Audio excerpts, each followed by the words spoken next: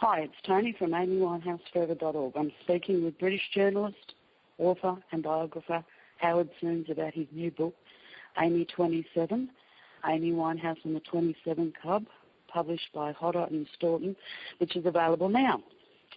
Howard is also the author of Fred and Rose, Charles Bukowski, Bukowski in Pictures, Down the Highway, The Life of Bob Dylan, The Wicked Game, 70s, Heist, the true story of the biggest cash robbery, and his latest book, Amy 27. Hi, Howard. It's great to be having this conversation with you about your new book, Amy 27. Thank you, Tony. You're very welcome. Okay. All right, there's several books written about Amy, from Saving Amy, Amy Winehouse, the biography, Amy, Amy, Amy, Losing Amy, Amy, My Daughter, The Untold Story. So what's different about your book, Howard, and why was Amy your primary interest? Well, I hope it's a lot better than those books. I think most of the books about Amy have been pretty bad, to be quite frank. Mitch's book has the benefit of being an insider account, and it's a very interesting book. But of course, it's a partial account. It's not independent. I think many of the other books have been disgracefully bad, to be quite frank. They're just very, very poor. I think Daphne Barrett's book was one of the better ones. My book is different on lots of levels. I mean, it's much more detailed. It's much better research than any of those books. I did a great deal of original research. I always do. And of course, it's not just about Amy. It's about Amy Winehouse and the 27 Club. Because when she died, of course, everyone said, "Oh well, she died at the same age as all these other great rock stars." And the big six are Brian Jones, Jimi Hendrix, Janis Joplin, Jim Morrison, Kurt Cobain, and then Amy. And I thought it was interesting, Tony, to sort of compare these lives to see if they had anything in common other than the coincidence of them happening to die at the same age. Great. Okay. The 27 Club is an exclusive club which is joined by artists who've died at the age of 27. What fascinates you about the 27 Club? Well, personally, I'm not fascinated by it originally. For me, it was quite obvious it was a coincidence. But it's a coincidence that is remarked upon so strongly and frequently in the press. So when Amy died, the press all over the world invoked the 27 Club, the curse of 27. To me, obviously, it was a coincidence. But then I thought, well, let's examine this coincidence. Why is there this coincidence? What do these people have in common? And how many people have died at 27? Let's look at the facts. So I did a survey of over 3,000 musicians who've died over the past 100 years, just to see how many have died at 27. And there is a spike in numbers. It's a coincidental spike. But when you look at these lives, many of them have very interesting, pertinent, common factors that help explain their deaths and the death of Amy Winehouse in particular. I would have to say drugs, drink, depression and divorce seem to be a common thread between at least 3 of the 27 Club members. Yeah, by divorce, do you mean in adult life or in their background? In their background. True. Yeah, in background. Well, yeah, I think the problems typically start in childhood.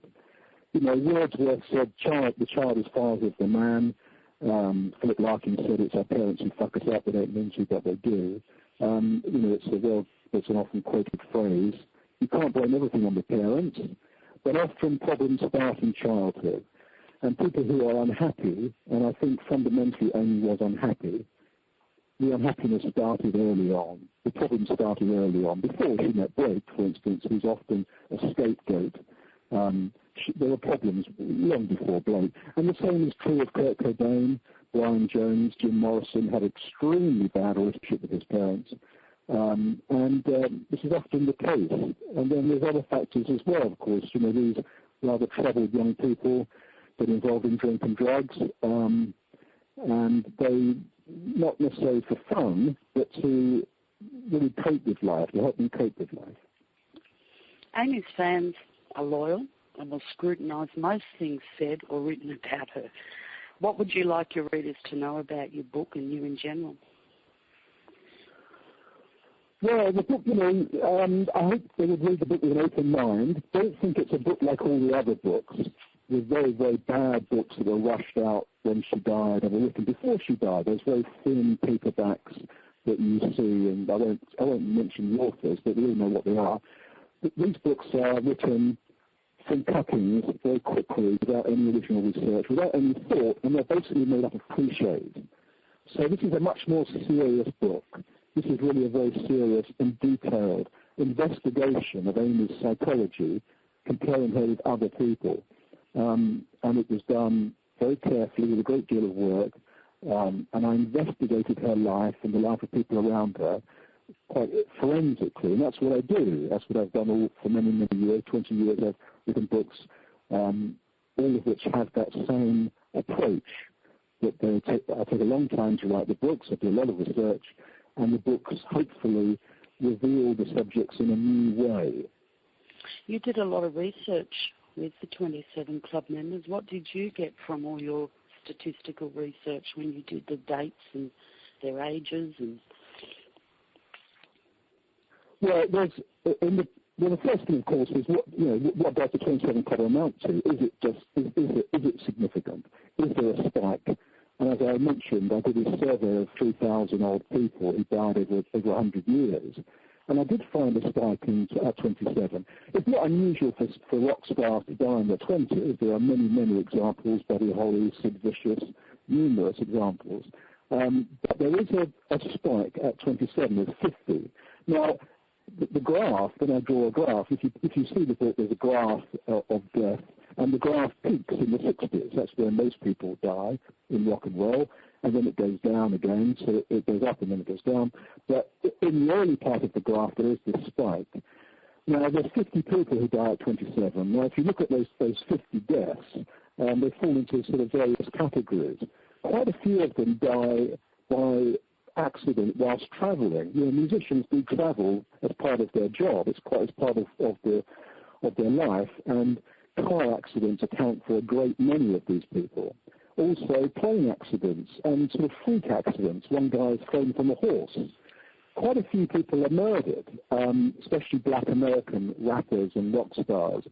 And of course, homicide rates amongst black Americans are very high.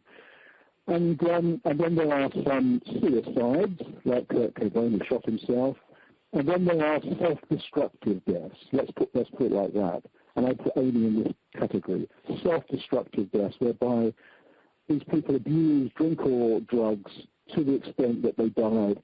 And to some extent, they knew the risk. So they kind of knew what they were doing. And there's a suicidal element, I think, to these deaths as well. Is that the Emil Durkheim study that you speak about? Well, Emil Durkheim, as you know, was a very famous sociologist in the 19th century who wrote the definitive or the seminal work on suicide. And he examined the whole subject for the first time really seriously.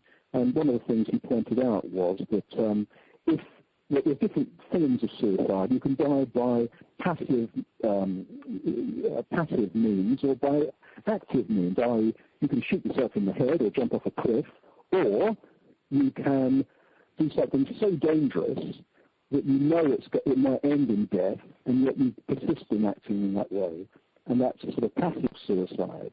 And he said that if you do that, you are to some extent the author of your own end.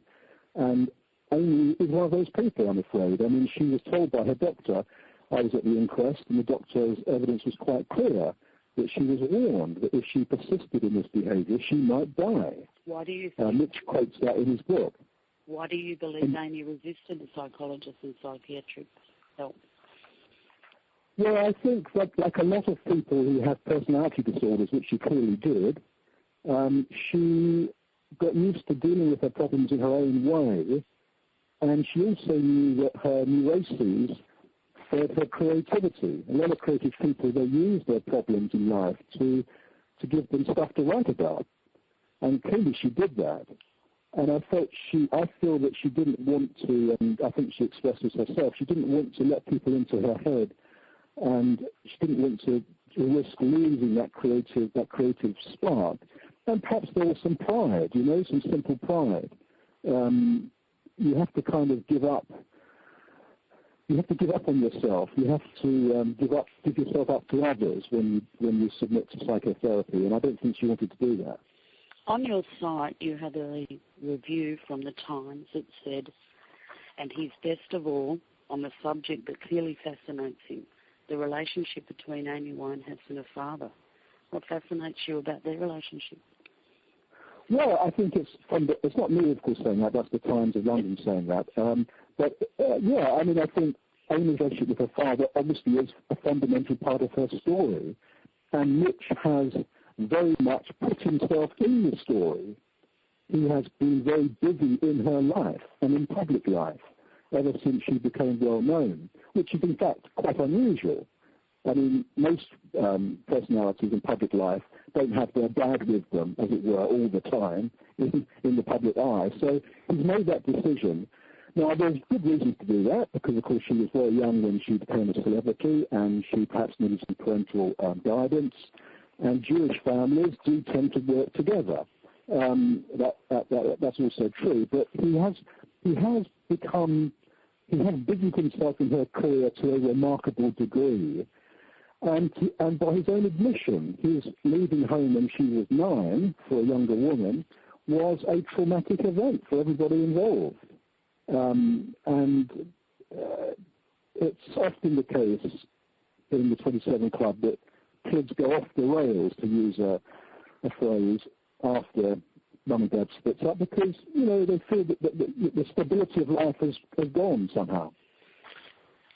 Okay, you also detailed in your book Mitch's financial troubles and his bankruptcy, and you say that it's quite relevant about him and his subsequent close involvement in his daughter's business affairs and his highly public profile he maintained after Amy's death by running a charity in her name and asking for public donations. Why is it relevant?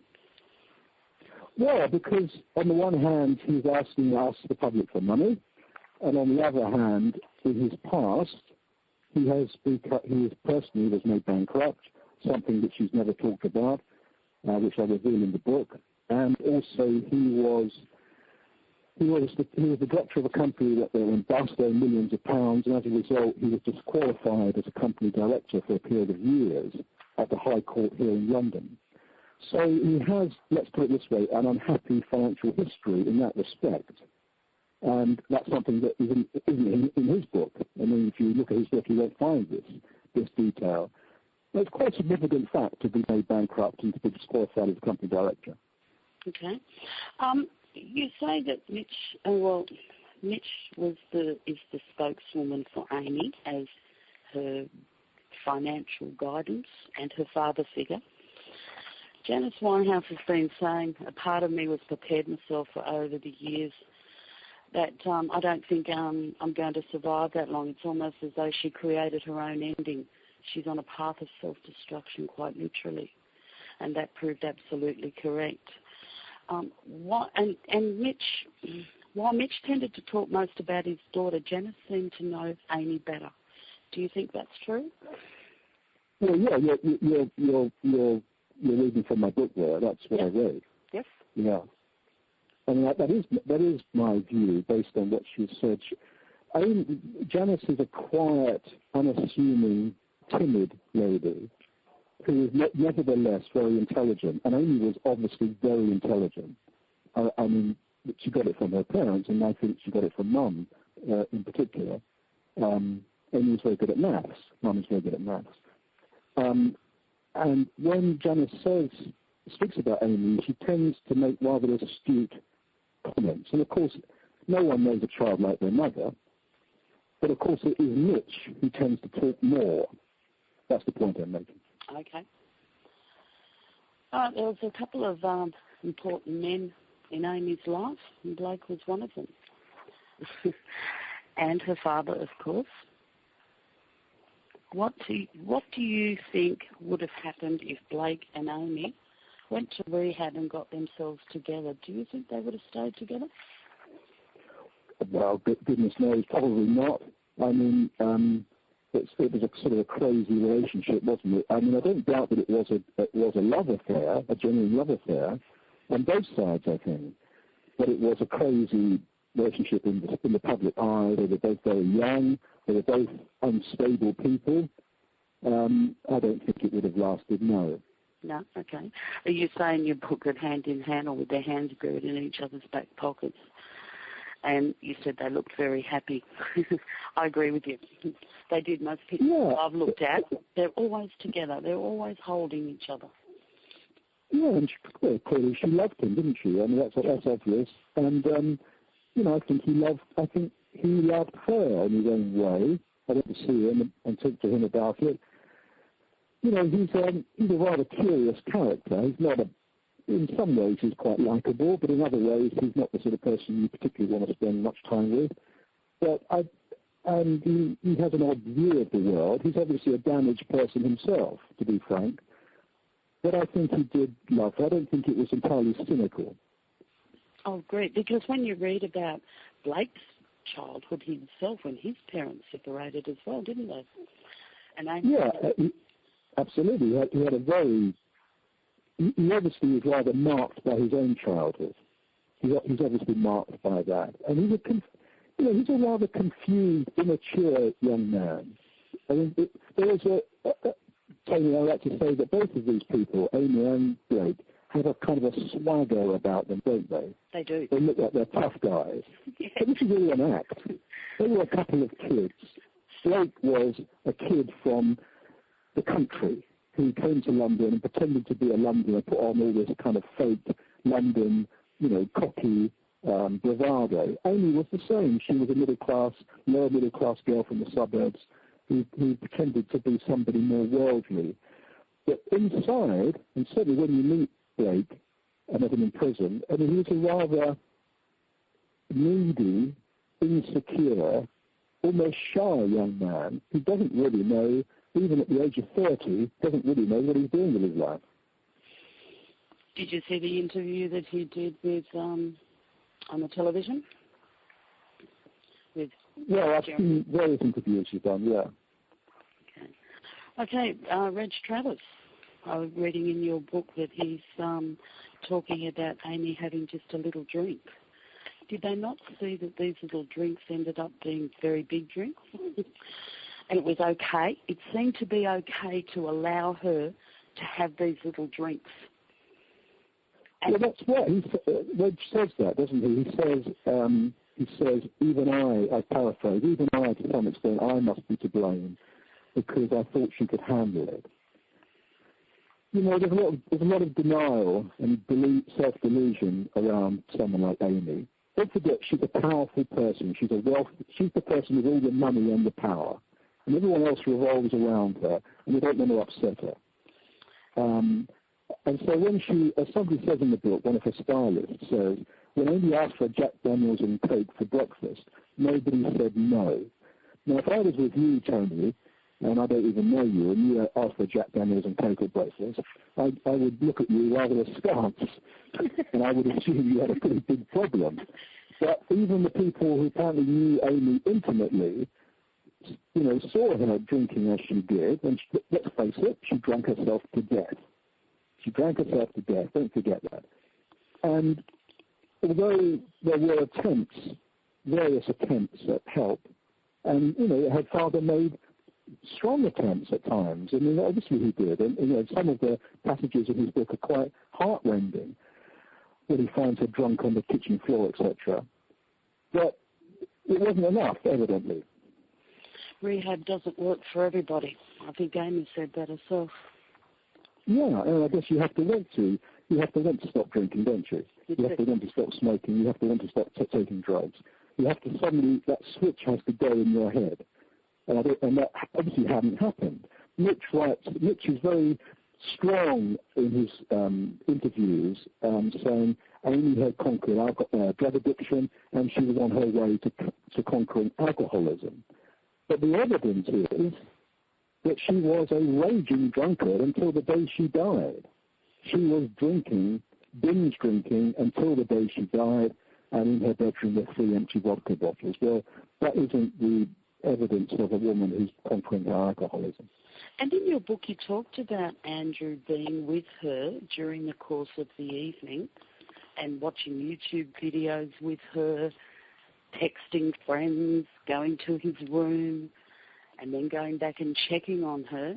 3 bottles of vodka? I wonder if she consumed that in such a short amount of time. And why would somebody look at that and go, hang on a minute? Yeah, well, there are a couple of things there. I asked Reg about this, because Reg was one of the key people around her at the end. I said, well, how come she had bottles of vodka in her room if she's an alcoholic? And he said, and I quote him in the book, he said, oh, well, there was never any booze in the house, except when she wanted some, and then she would go out and get it. So there is a rule, but the rule is broken. So the rule is there's no alcohol in the house. So downstairs there's a cocktail cabinet, which Blake gave her. There was no booze in it. But upstairs in her bedroom, there are bottles of vodka, because when she wanted a drink of vodka, she simply walked to the corner shop, handed over a £20 note, and got a bottle of Smirnoff. Now, that isn't to say that she emptied those 3 bottles on the last night of her life. She probably didn't empty all 3 because the alcohol level in her blood would have been even higher. But no doubt she drank some because the blood alcohol level was 416 parts per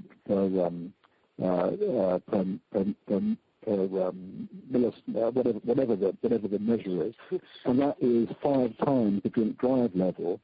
And as the coroner explained, or as the pathologist explained at the inquest, that's more than enough to depress the respiratory system, stop you breathing, and cause death. I mean, I think a lot of people don't quite believe that a young person can drink themselves to death. It seems rather incredible. We've all drunk to excess in our youth and woken up with a hangover and laughed about it. But if you drink like Amy did for years and years and years, and you are not a well person, you are a little fragile, skinny, sickly person with all sorts of medical problems and psychological problems, and you drink like that, and she drank for 3 days straight before she died, you can certainly drink yourself to death. It happens. Amy was a generous and giving person by what we read about her. From all the people that you interviewed in your research, did Amy do anything away from the media spotlight that we don't hear about? Well, I think she did banal things, like she went, to the corner restaurant to have dinner with her girlfriends, and she did all the normal things that we all do. I think part of the problem was, of course, that she found that more and more difficult because she became very, very famous. And unlike, I've written a book about Paul McCartney. It was a good comparison because Paul McCartney is somebody who became very, very famous in his early 20s. And he's been famous ever since. And there's very few people more famous than Paul McCartney. But he enjoys being famous.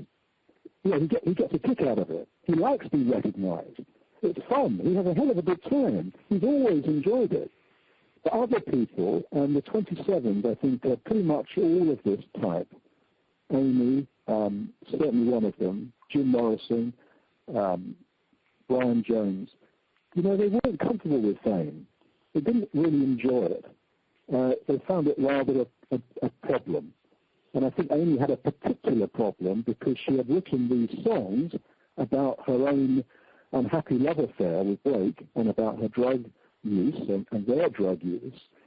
And she found herself in the wretched position of having to sing these songs every night, and that she really disliked. And you can see that at the end, at the Belgrade concert. She didn't want to be Amy Winehouse singing Back to Black. But of course, for us, we all want to hear her singing Back to Black. And as well, nothing was happening in her life for her to write other songs at that particular time, was there? Well, I don't know about that. I mean, she had Reg, and they were going to get married, supposedly, and it's a difficult question. He says that she was writing songs, that she was always coming up with little ideas for songs, and she was mucking about on a keyboard trying to come up with tunes, and there were recording sessions. But evidently nothing quite came together. Now, why that is, I don't know. Probably she didn't know. Probably because the creativity wasn't there. Anna in your book was quoted as saying that Amy was pushed onto the stage by her management, which they denied at that Belgrade concert.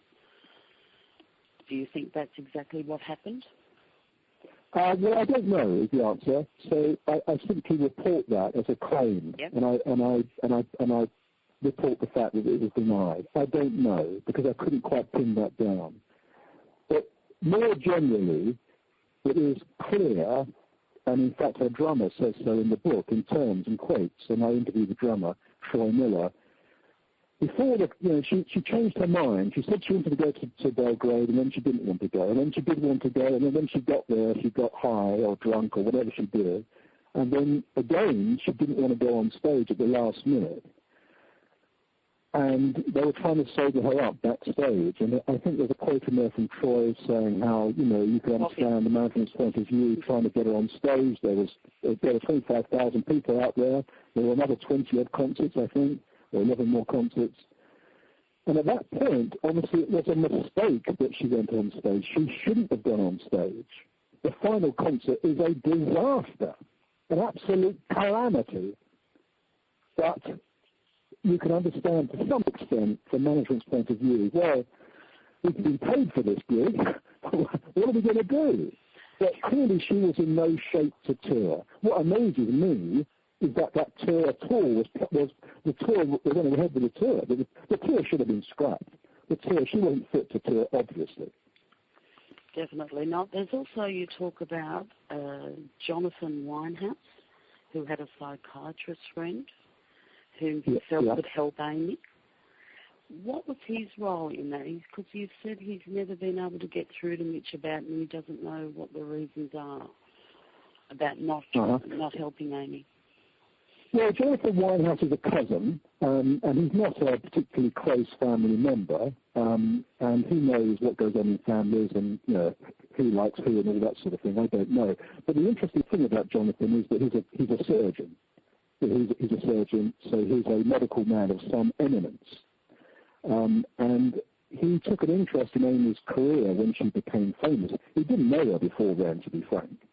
And he seemed to have a pretty tenuous connection with Mitch. But he tried to give Mitch advice, and Mitch, from his account, from Jonathan's account, Mitch was never receptive to that advice. Now, I don't know quite why that is, why these two men don't talk. I don't know. There might be other reasons for it. But it is, of course, interesting. His comments are pertinent and interesting because he's a surgeon. He's not a bus conductor. He's a surgeon. So what he says about alcoholism and medical issues has some weight. There was talk about when the Minders were keeping Amy away from places where she could get drugs of any description. Okay, and there was an agreement that when her minders minding her, that the record company were going to fine her a big fine if she went near drugs. Why didn't they see alcohol as the same problem? Well, that's often the case, isn't it? I mean, we live in a culture in the UK and you do in Australia. I've lived in Australia where drinking is socially acceptable. The British get drunk in the most disgraceful way at the drop of a hat. The streets are full of drunkards on a Saturday night. And we accept that. It's legal. The pubs are full of drunkards. But drugs are a different kettle of fish. But if you look at it objectively, and anybody with any kind of knowledge of this would say, well, drink and drugs are the same thing. It's almost exactly the same thing. And very often, when drug addicts stop using hard drugs, the way they do it is they get drunk. So instead of getting high, you get drunk. Now, the net result is the same. It gets you high. You get out of your mind. You get out of your head. And it seems quite clear to me that Amy is doing this because she's trying to escape herself. Like Samuel Johnson, the British man of letters, said that he drank to excess. And he said, I drink to escape myself, to get away from myself. He says, a man makes a beast of himself with alcohol to get away from the pain of being a man. And I think that was what she did with alcohol. But of course, it's legal and it's socially acceptable. It is, isn't it? Okay. All right. One of Amy's fans has asked me to ask you a question, and the question is, was there anybody she knew that she could trust? Well, I think she trusted lots of people. I think she trusted her parents, and she probably trusted Reg, and people like Naomi Perry, her stylist, and Tyler, and the guys in the band. You know, she loved the guys in the band, so they say. Boy. Yeah. I mean, maybe she trusted too many people. Maybe that was part of the problem. Yes, I can understand that completely. Okay. All right. Now, where can readers discover more about you and your work and the release of Amy 27, the Amy Winehouse and the 27 Club? A website? Have you got it? Well, the book is published all over the world, and you can buy it in Australia, New Zealand, and Canada, and the UK, and it will soon be published in America. It's also available as an e-book, and there will also be an audio book soon. And you can look me up easily online, and my surname is spelled Sounes, Howard Sounes, and you can look me up, and you'll find out everything about me online. Terrific. Okay, thank you for your time, Howard. As a fan of Amy's, it's been great having this conversation with you about your new book. And I thank you for your time. Well, it's a pleasure. Thank you, Tony. Thank you.